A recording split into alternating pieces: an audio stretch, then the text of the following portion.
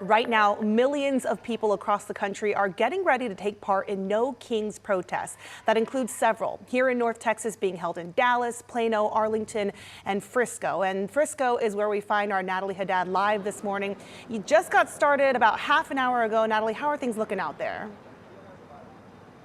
You know, for only being 30 minutes into this protest, I am personally very surprised at how many people are already out here and how many people are honking in support. Now, I just spoke with the organizer of this No Kings protest. It is not sponsored or hosted by any group in particular. It is independently hosted.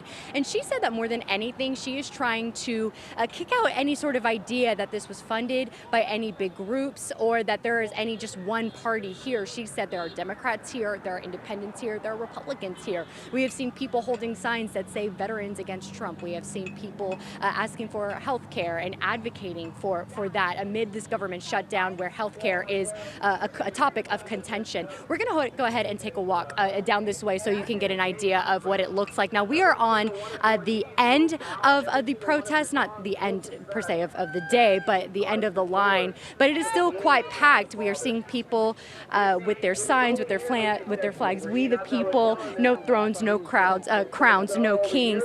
People who it looked like are trying to show their signs. I'll go ahead and let them do that. We'll be mindful of any curse words.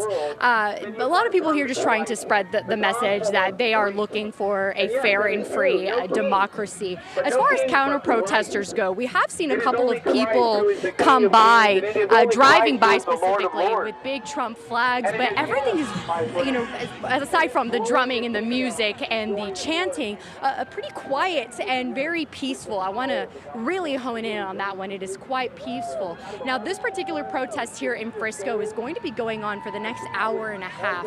Later on, we're going to move on to Plano. That protest starting from 10 to 2, I believe. And so we're going to be all around Collin County, just trying to talk to protesters, what message specifically they are trying to convey, because everyone here, from what we can tell, feels personally and just a little bit different in their reasoning for being here. Tiffany, I'll send it back to you. You know, Natalie, I know throughout the week leading up to this day, you've talked to some of your sources about how they're going to keep people safe out there, making sure that people are able to peacefully protest. Can you tell us and share with us what law enforcement plans to do today throughout Collin County?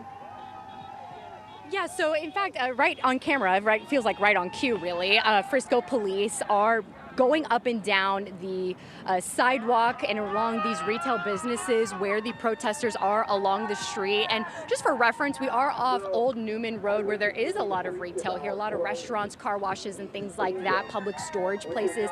They are monitoring up and down this way. We've also seen patrol units in these parking lots just keeping their respective distance, but making sure that everybody has an eye on them so that they are safe. And again, want to hone in that this has been incredibly peaceful, and I'm sure that Frisco police at this point would say the same thing, Tiffany.